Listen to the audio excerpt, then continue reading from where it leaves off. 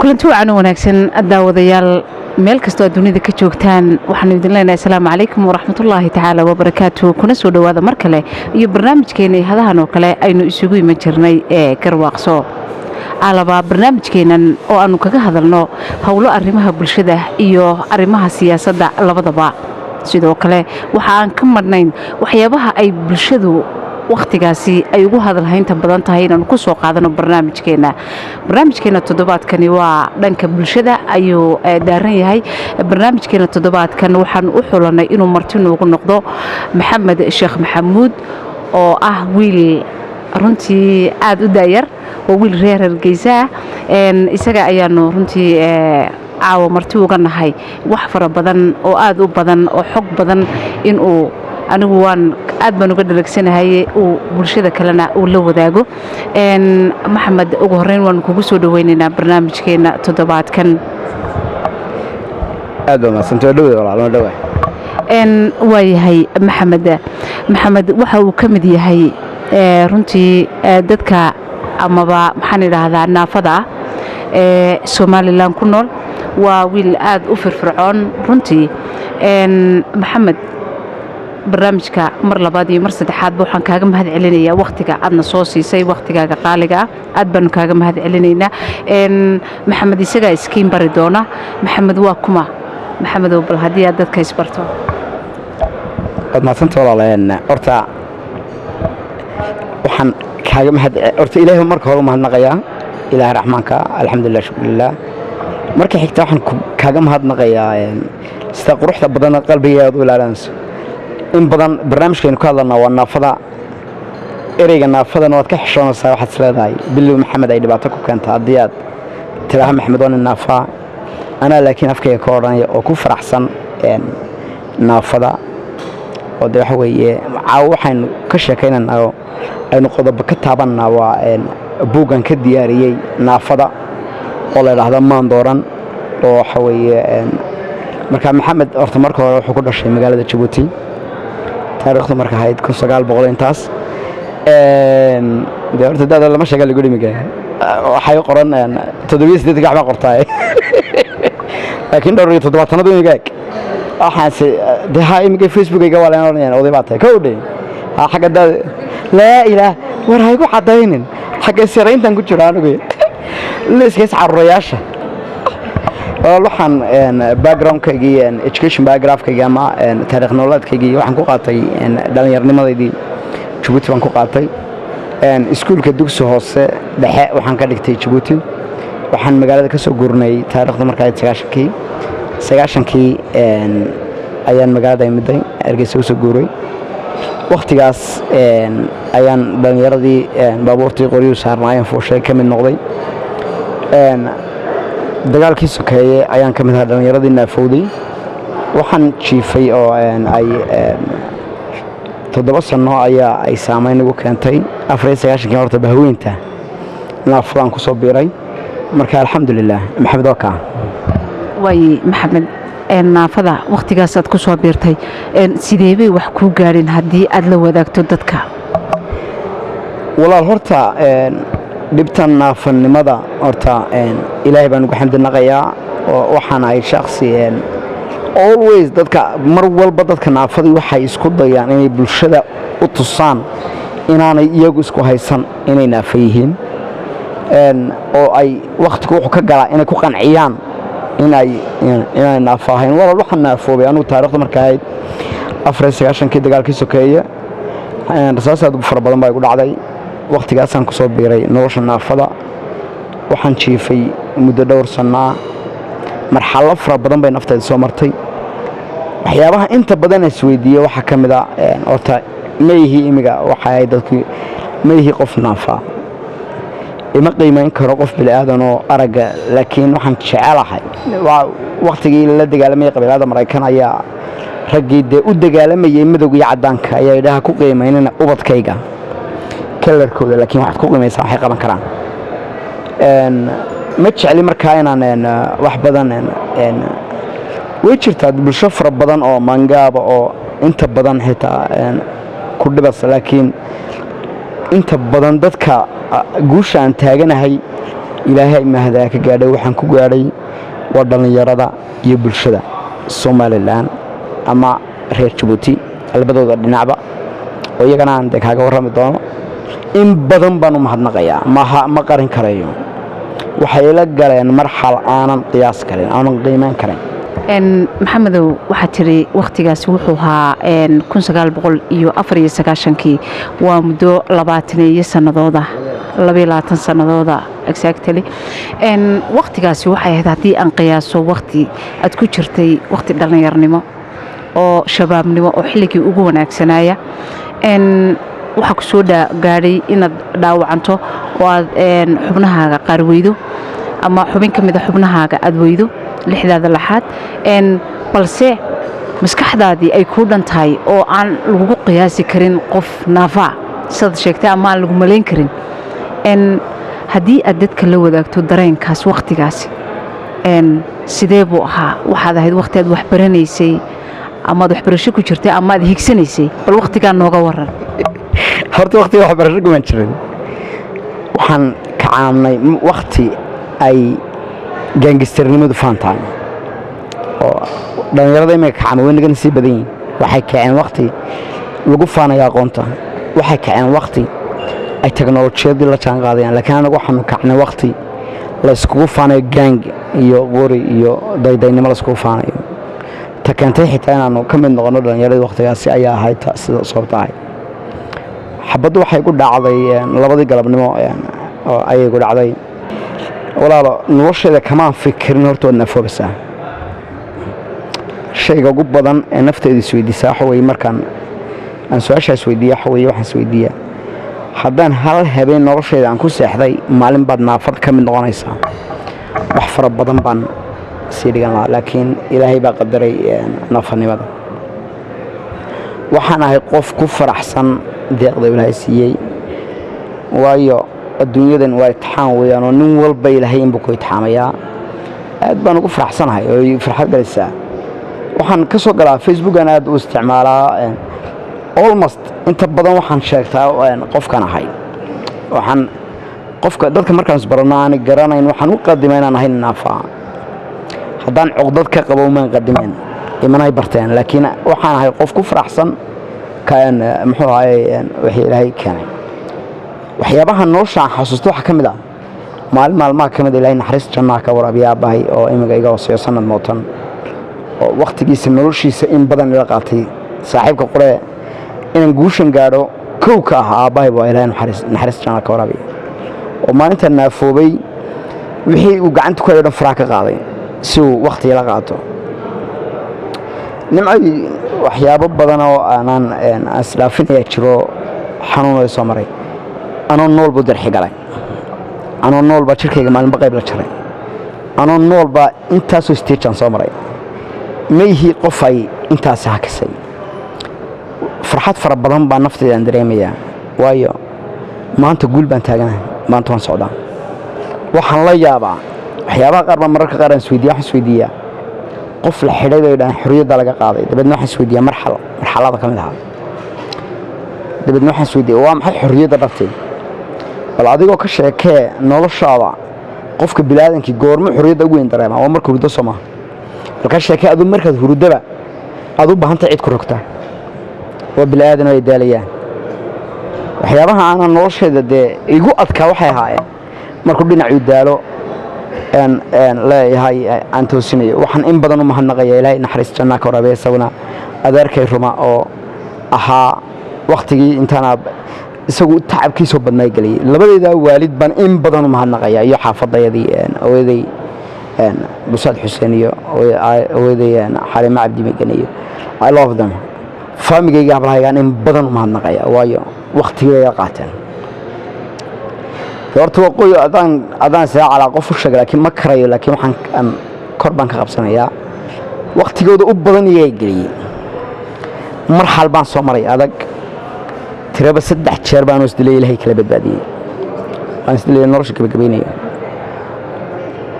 dabeed imiga anaa qofka naafada dariiqa markuu maraya anaa bartaa ima barto qofka naafadayn anaa wakhtiga geliya dabeedna waxaan u geliyaa wakhtiga waxaan eegaa bal qofkani xaguu u maraya moralkiisu stageka taagnayd buu marayaa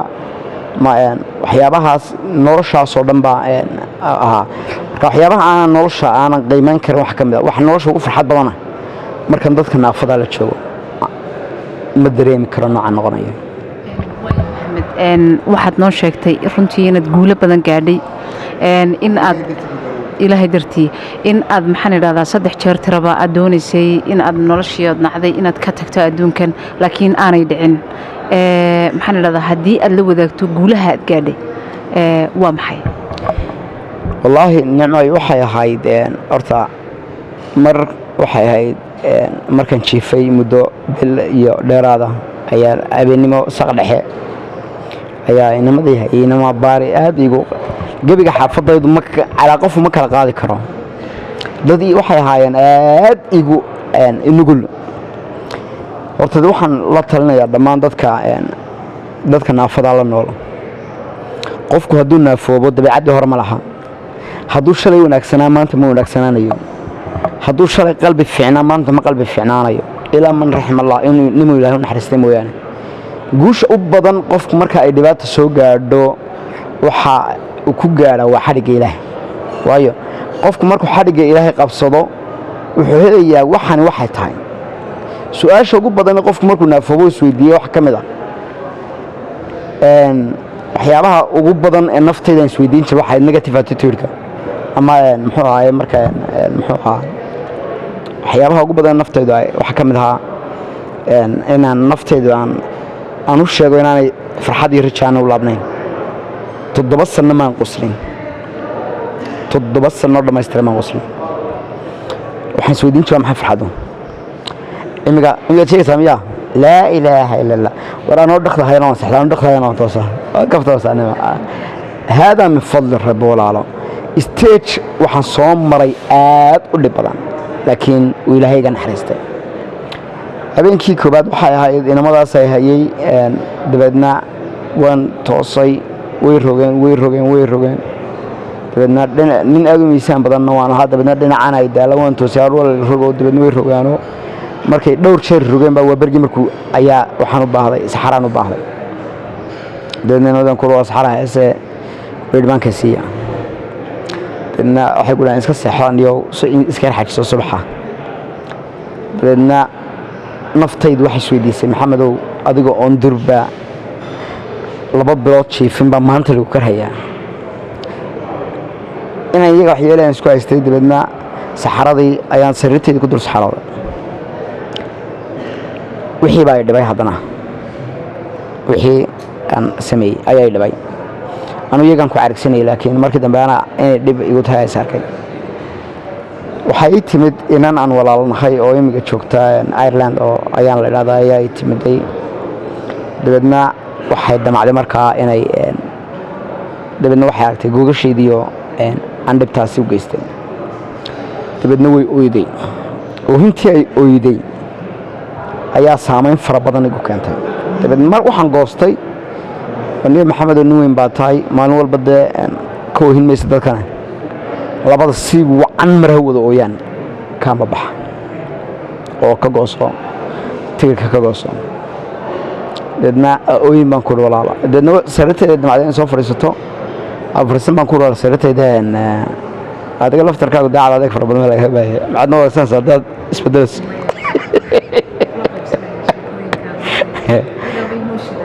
deedna sariirteeda dacayna ku fariisato sariirteedana onugaa waxaan ku sameeyey deedna waxaan ku walaala taa fariiso tiiga soo horjeeday deedna way oyday waxay ku tiri maxamed ma waxaad moodaysaa inaan kaa qashaafay midda labaad waxaan miyaa dooratay adigu ilaahay baa kuu keenay dabeedna way iga dhaqaaqday goyaashii wixii baa laiga bedelay ha ooyin baan kuri walaalon gebagabeynayaa waxay u haysataa inaan goon gebagabeynayaadan anugu waxaan u leeyahay nolosha baan gebagabeynaya baan ujeedaa laakiin iyadu ma ay fahmin waa iga tagtay dabeedna markay iga tagtay bustaan isa saaray waan isdaday markaa 8 subaxnimo ilaa 1 duhurnimo waxa nafta ku qancinayay inay geeridu dhaanto nolosha dabeedna sidii baa xudhaceen dabeedna naftii baan ku qanciyay inay geeridu nolosha u dhaanto maalintii oo dhan waan jiifay oo ismaan rogaynin roga xitaa ma lahayn waxa cagahayga yaalay qori markaa aan leeyahay ayaa cagahayga yaalay بدنا إنا نكمل هذا النيار كانوا يراي وده النيار دكتور كشوفتي كودي بقى قدر الله كاني سكري عن كل ما تغير حمصان يا وان ما كودي مركي هاي أيام أنا بستي كشرا مركا مرنا وان الماين يا ما معمول كريا وان الماين يا مرنا وان حمصان هاي بدنا كوبيسات بنكسر الرد بحس وديان ما أنت محاكل عين محمد بدنا مركي ما دين يقول محاكل والله إن الحمد لله يا صاد بدنا go'aan markay ka qaadaan haday ilmada arkaan waxaan ku leeyahay xumada meesiinaysa laakiin nafta ayaan cadada ku soo celcelinayay si ay u qaadato go'aanka gabagabeynta nolosha waxaan u sheegay nafta inaan wax rajo leeyahay u laabnayn dibadna go'aankii baan qaatay gurigaas markaa cagayga yaalay ayaan inankii la joogay markii qadar la keenay aan ku qorigu waa kii dhacay rasaasta ku jirta oo cagayga yaalo markaa sariir walba qori baa dul yaalay markaa sariir afar deedna ayaan ku wada dib wala cabdo inaan dhakhtarka magaalada nala joogo deedna qorigii buu soo dhiibay igama dul dhaqaaqin aan wax markaa haystay iga dul dhaqaaqay busti baan hoosta markaa ka joogo qoriga xagaas aan saaro imaan kan furan cabayntii qorigaan cabay ayuu qoriga busti bas ku qaaday deedna inankii markaa igu dhagay 30 sariiroodna isugu ka yimaadeen inay igu qanciyaan dhibaatadan inankaas ilaahay maadaama ka gaadhay oo ilaahay farjiga soo dhigay dibadna inankaas wuxuu yiri maxamed maanta hadii ay ku fuli lahayd xaafadiina deesaga dilay ayaa taalay inankii erey kala buu soo dhigay dibadna xaafadayda go'aan gaadhay qorigii baa laga qaaday waxa la geeyay adeerkii baa qaaday ilaahay naxariistiisa ka waraabiye oo nacam aanan qiyaasi karin nolosheeda intuu noo qabtay oo nacam abaalka u weyn ba waxa nagu la aday noqoto nolosheeda abaalka u weyn ba waxa nagu la adeerkay ilaahay naxariistiisa ka waraabiye mararka qaar ba geesinimada ay ka mid tahay nolosho ni aad u geesiya dadna والله marka telefoon ma jireen waa la baadi doono waa la keenayo inaan wax dhacday marka qorigii baa laga qaaday xaafadaydu waxay qorsheysay marka in dhakhtar laga qaado nafta waxaan u sheegay inaanay wax rajo leeyahay laabnayn nafta waxaan u sheegay nacmadoon intaaba jiifin ayaa durba lagu karhayay maxaa bari ka maalin noqonaysa waxaan in badan u mahadnaqayaa dadkeenna wadad most of wadad bilaabaal way dadkeena anigu dhakhaatiir waxaan u aqaanaa Axmed Cabdi Shaqale Dr. Axmed Cabdi Shaqale oo aninkii badbaadiyay ilaa maadaama ka gaadhay oo ay qalay aniga jeexayay labadii galabnimo ilaa iyo 12 habeen oo qallinkii ku jiray oo caloosha googooday iyo xasaalatolay marxal aad u dheer baahad anu Axmed Cabdi Shaqale waxaan u aqaanaa dhakhtar uma aqaan laakiin professor baan u aqaanaa waxa weeye cilmiga ku jira bil aadankan kuma jiro dadkan waxa ka helaan kaarkay ka helaan iyo waxaan ka helaan laakiin ninka cilmiga ku jira bilaadan kuma jiro waxaan kugu dhaaranayaa Djibouti markii la geeyay ay eegan dibadna xigoonaya ku jeexay markaasaan ku Hargeysa lagu jeexay markaasii ma cadaan baa ku jeexay markaasaan ku rumeeyay Soomaali baa jeexay ma dhici karta bilaah من Soomaaliya ayaa qalliinkan sameeyay markaasaan ku raacay isaga qalliinkan sameeyay Axmed Cabdi Shaqaale isagoo og inaan naafoobay wixii iga qariyay dhibaatadeedii wuxuu ugu yiri waxba ma qabtid seedeer baa ku go'an anagu qalabkiisa hadda lagu xidhay ma hayno Axmed wuxuu mar baa jirta nafta iyo nafta la kala ilaaliyo waayo mar baa jirta sometimes baa jirta Soomaaliyan maqaleen riya in daasad madax loo galiyo mararka qaar baa bilaadan ku baahan daasad madax loo galiyo oo iyagoo istiqaal moogta daasada loo galinayo qofka bilaadan kana waa diinta iyo dikriga weey wastaana bisabr salaana la ma sabreen wax badan noloshida ka dumay hadii maanta intaan garanayay gamay dumeen hadaan maalinta Ilaahay ku xidhnaan lahaa maan dumeen laakiin guusha waxaan ku gaadhay dhalinyaro igu dadaalay oo salaada awoodda saaray oo waxaan kula talin lahaa horta qofku markuu naafoobo sidii hore maaha dhalinyaradu way kala duwan tahay 22 sanadood kadib ayaad isa soo heshay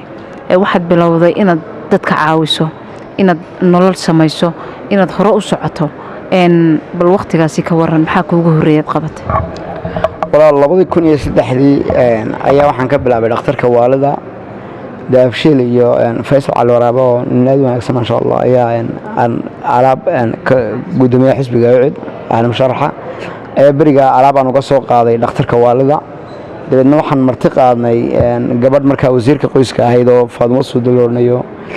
faad u gobahayd ma sha Allah gabadhaas aad u gobahayd baan soo marti qaado macal contribution ka wax ku lahayd dadna UNDP baan tagnay waxaan soo marti qaadnay gabadh rule of law ga joogtay oo China ili loodanayay dadna China aan uga warramay oo aan u soo bandhignay barnaamijkan wadno China waxay markaa noo sheegtay in ay UNDP programkeeda ugu jirto inay dhakhtarka wax ka qabtaan dadna China sidii bay noo soo raacday waynu ku soo marti qaadnay dhakhtarka waxaan kula kulmay nin ay lugta go'an tahay oo maskaxiyan u waalano labada birood inta laga qaaday meesha lagu soo dhaxdaayay markaas waa dhakhtarka waalida sida markaan meesha u galnay in boorta kii waalna liiga taag waay biroos la ka qaado ku baxsan moogta ya ka qoray curiyana meesha soo galaan oo haayo markaasaan ku meesha isagoo wareedha arbala ku degto waa ninkan kala gaaratay meesha yaan la dagaal soo keenaa faa ka dhacay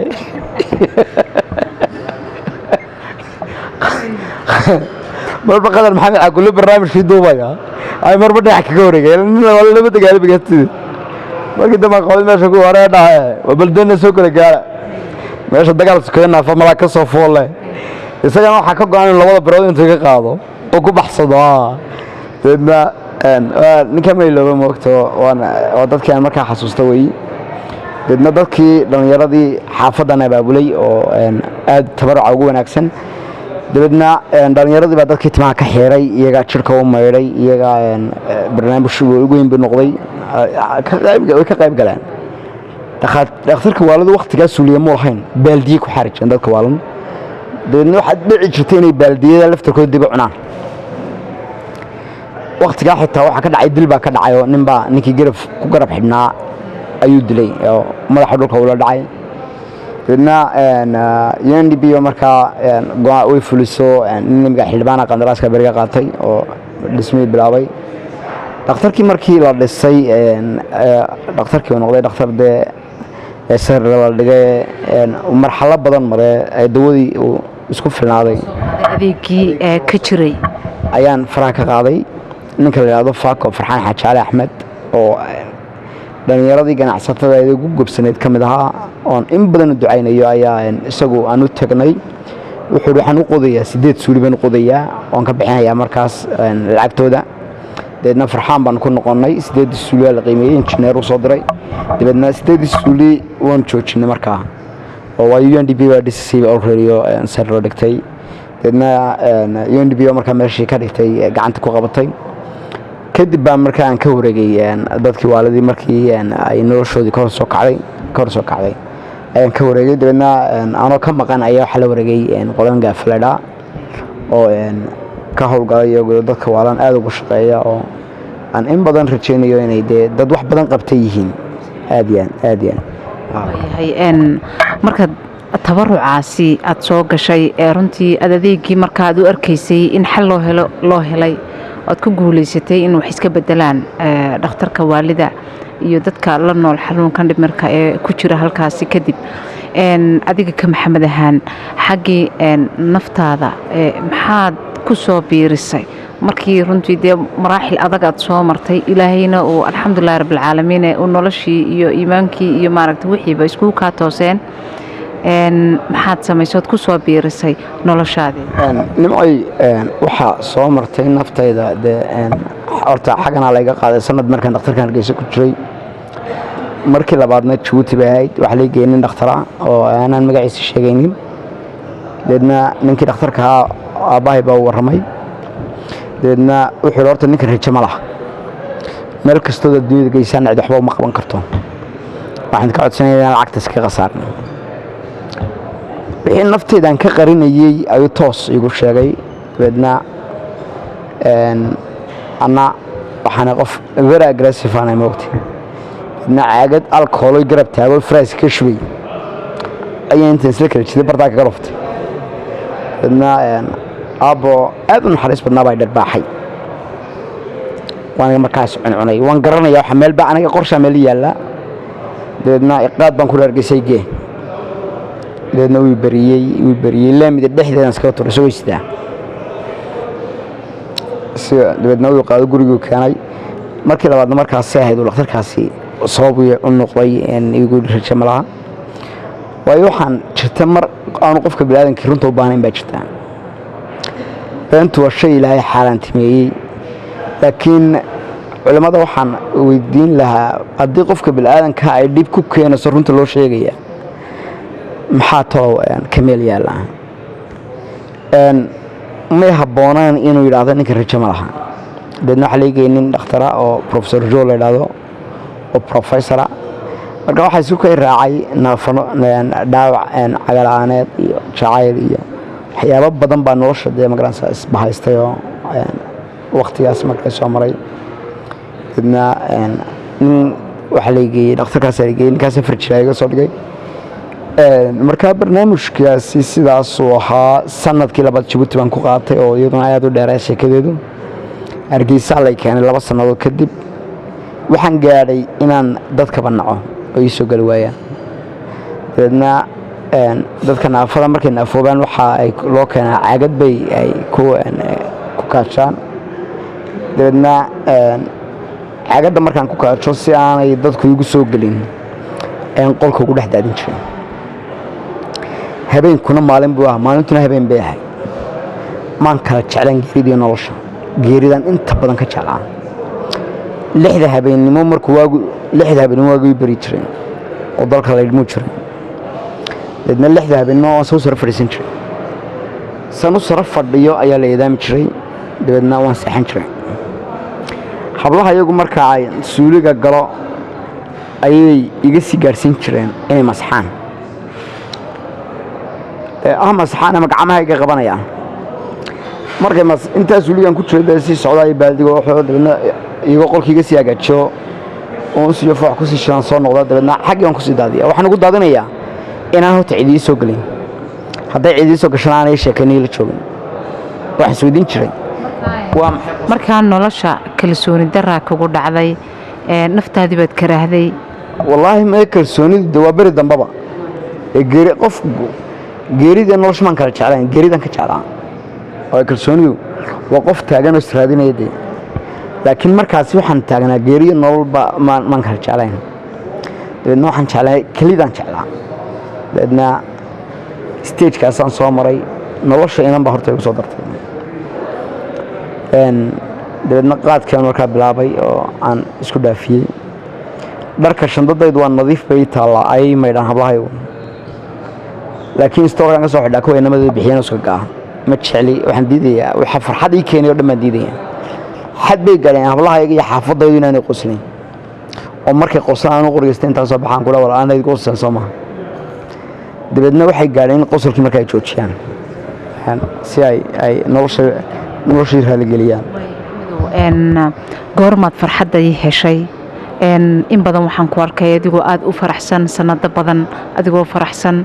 adigoo isbitaalkan kugu soo booqday adiga oo dadka maaragtay u aqla celinaya xanuunsanaya oo wacdinaya adigoo aroosyada jooga adigoo faraxsan adigoo heesaha iyo musiga ka qayb qaadanaya waan ku arkay goormaad farxadaasi aad heshay والله ولا أرتا نفط إذا قف إنما إسكيت استي إن أنت يقول رئيس مركز نافذها إلى وذاك النورش أنا نصلحين قف بنورش كل وذاك ده إنما بنورش يقول صدفتين لأن مهرد بهيستي لأن مركز قاد كسوق عن صومر كمهرد ده اسمه عينك عبد شيء إنما دنيرو ده مركز الداير بهيد لأن بحس كده يشتين يروح على الشام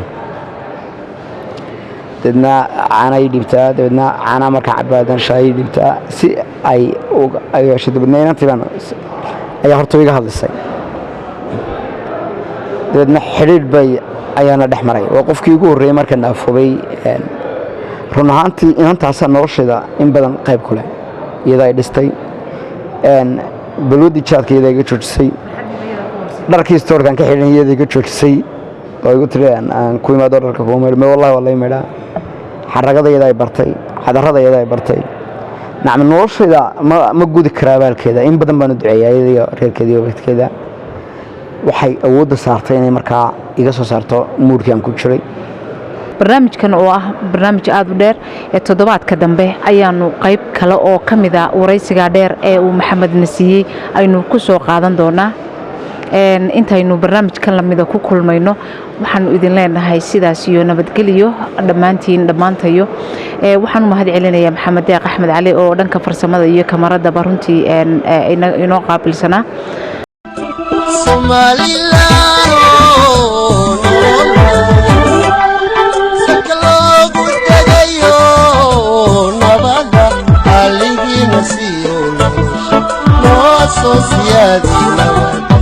Aligi nasiyo sociadi nabada